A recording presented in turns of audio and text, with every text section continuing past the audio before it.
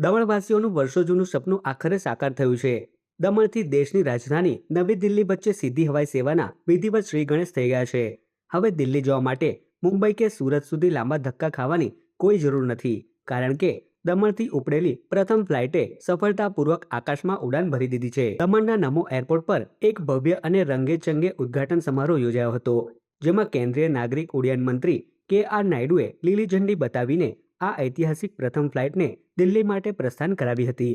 આ ગૌરવપૂર્ણ ક્ષણે દમણ દીવ અને દાદરાનગર હવેલીના પ્રદેશ પ્રશાસક પ્રફુલ્લ પટેલ પણ ખાસ ઉપસ્થિત રહ્યા હતા. આ સીધી હવાઈ સેવા શરૂ થતાં જ પ્રથમ બેચના મુસાફરોમાં ભારે ઉત્સાહ અને ખુશીનો માહોલ જોવા મળ્યો હતો, કારણ કે જે સફર માટે પહેલા 8 થી 10 કલાક બગડતા હતા, તે હવે માત્ર 2.5 કલાકમાં જ પૂર્ણ થઈ જશે. और उसका पोटेंशियल को अनलॉक करना बहुत ही ज़रूरी है। उसके तहत हमारे एयरपोर्ट अथॉरिटी ऑफ इंडिया की तरफ से, सेंट्रल गवर्नमेंट की तरफ से उड़ान स्कीम के तहत जितना भी सपोर्ट हम आगे बढ़ा सकते हैं, दमन को एक प्रायोरिटी सेक्टर, प्रायोरिटी लोकेशन को मानकर हम आगे बढ़ाएंगे। तो हमारा कोशिश रहेगा कि मुंबई,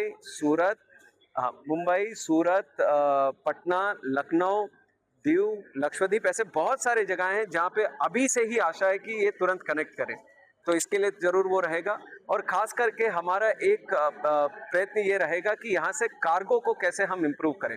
जैसे मैंने बताया, इंडस्ट्री काफ़ी सारी है, और हमारे प्रफुल्ल जी का भी रिक्वेस्ट है कि यहाँ पर इंडस्ट्री को और ताकत देने के लिए, जो यहाँ पे फार्मा इंडस्ट्री हो या फिर कुछ और अन्य प्रोडक्ट्स जो बनाते हो, या फिर खास करके यहाँ पे एक्वाकल्चर जो प्रोड्यूस रहता है।